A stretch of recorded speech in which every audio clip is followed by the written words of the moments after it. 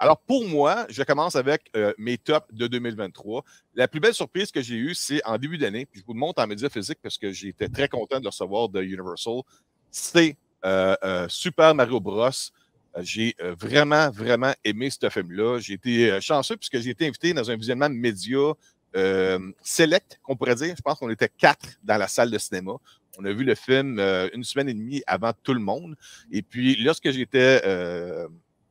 on est sorti du visionnement, il y a une représentante de Universal qui nous a donné notre avis, puis j'ai immédiatement dit ce film-là va taper le milliard. C'est enfin une bonne adaptation dans le bon format d'animation 3D pour adapter un jeu vidéo au grand écran. L'histoire est intéressante, les conclusions sont satisfaisantes, les personnages sont un bon rendu de ce qu'on voit, ce qu'on s'imagine que les personnages seraient s'ils seraient adaptés au cinéma.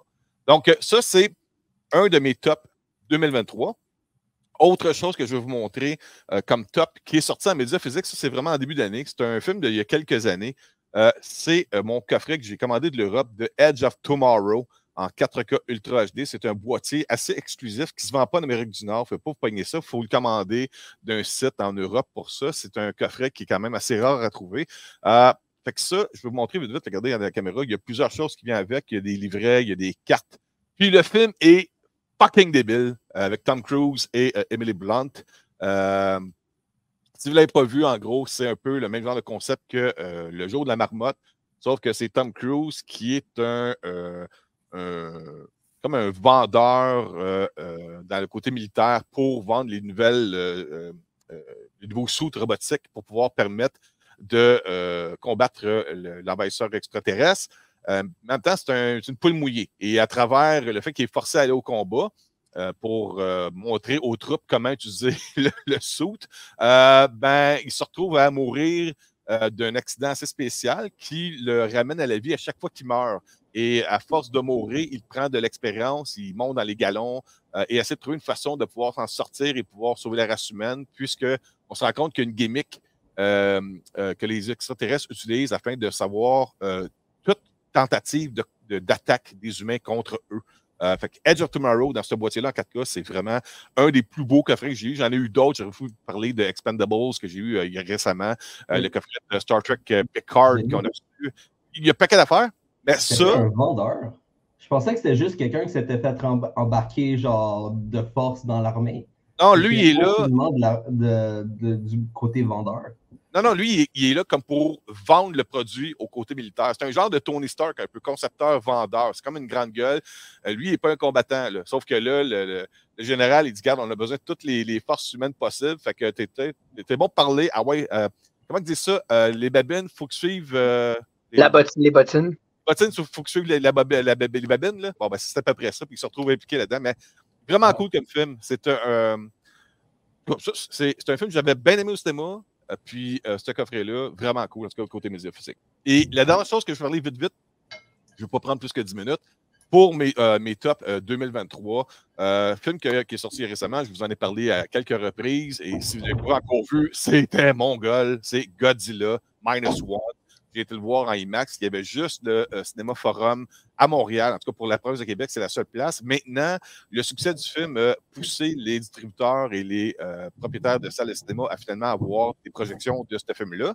Le film se dirige tout droit vers un box-office de 100 millions de dollars, ce qui est jamais vu en Amérique du Nord, surtout pour un film qui est dans une langue étrangère. Le film est en japonais, sous-titré en anglais. C'est très, très dur pour ces genres de présentation de films, surtout en Amérique du Nord. Les gens préfèrent soit des adaptations américaines ou des traductions. Puis là, le film est authentique, ça se passe au Japon, c'est en japonais, avec du sous-titrage. Puis l'histoire est intéressante. On a autre Godzilla, l'histoire est quand même très intéressante. C'est un militaire kamikaze qui qui devient chicken, retourne à une base de réparation et fake un bris mécanique afin de ne pas avoir sacrifier sa vie, puis après ça, il passe pour un lâche dans sa ville lorsqu'il revient après le combat. Puis le Godzilla, en arrière, c'est juste comme le côté fantastique de l'histoire. L'histoire, c'est un super bon film. Fait que ça, c'est mes surprises. Je dis mes tops. Mes flops, en gros, c'est généralisé à travers les recettes au box-office. Les recettes au box-office, habituellement, je suis assez bon pour ça. Puis cette année, j'étais comme, je disais, ça va faire de l'argent, ça a floppé. Ça marchera pas, ça a marché. J'avais comme de la misère. On dirait que l'auditoire du cinéma en 2023 est fucké. Bien fucké. Je vais vous donner un bel exemple, OK? L'année passée, Tom Cruise a sorti un film qui s'appelle Top Gun Maverick, qui a généré, je pense, c'est 1,2 ou 1,3 milliard au cinéma.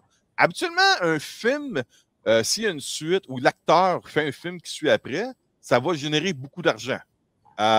Et pour parler de suite également, l'autre film qu'il a fait avant, c'était Mission Impossible Fallout. Super bon film, bonne histoire, fait quand même beaucoup d'argent au cinéma. Et ça l'a valu un nouveau film qui s'appelle Dead Reckoning Part 1. Ça a flippé. Je l'ai pas compris. Je ne comprends pas. Super bon film. Il a été avalé par Oppenheimer puis Barbie. On en a parlé, moi, Martin, hier. Je comprends pas. Je comprends vraiment pas. Je ne dis pas que c'est le film de l'année. Juste, c'est un film très solide qui a été précédé de Top Gun Maverick puis de Fallout, qui sont deux super bons films qui ont marché. Logiquement, ce film-là aurait dû générer le double de ce qu'il a généré au cinéma, au box-office. Je comprends fuck all à la perception du box-office présentement. Ce qui se passe au cinéma, là, la première fois de ma vie que je ne suis pas capable de gager combien qu'un film va générer à peu près au cinéma. C'est la première fois. C'est ma déception de 2023. Il a été malchanceux. Il a été distribué une semaine, jour pour jour, avant Oppenheimer puis Barbie qui est sorti au cinéma. Il s'est fait avaler. Ouais, il a été sorti des grandes salles. Ouais. Après moi, c'est pas la qualité de ces films-là qui a détruit. Non, c'est le marketing. C'est ça. En même temps, je me dis que le monde n'a probablement pas trop attendu, puis ça a juste genre. Ils ont juste popé ce film-là out of nowhere, puis ils l'ont peut-être pas assez genre parlé sur les médias sociaux, justement à cause de Oppenheimer puis de Barbie qui genre les avalait. Mais j'ai l'impression que c'est souvent ça qui arrive quand il y a un nouveau film d'une série déjà établie que personne s'attend à une suite, puis que, oups, il y a une suite qui vient de popper. Ouais, ben oui. J'ai des grosses attentes pour le prochain Mission Impossible. En même temps, c'est juste que, tu sais, le fait qu'un film fait de l'argent, ça ne donne pas un retour d'argent. On n'a pas de ristourne là-dessus. Mais tu sais, tu dis, je veux continuer dans cet univers-là, donc j'espère que le film soit profitable pour qu'il y ait d'autres films après. Là, au moins, la seule chose qui me garantit qu'il y aura un autre film, c'est qu'il avait annoncé à la base que ce film-là serait divisé en deux. Cette histoire-là serait divisée en deux parties. Donc, mais le box-office, c'est un flop. Là, ça a généré, je pense, 400 quelques millions. Vous allez dire, c'est gros, mais ce film-là a coûté très, très, très cher à cause de la production qui a été faite durant la COVID. Ça a coûté comme 250 millions apparemment, la production.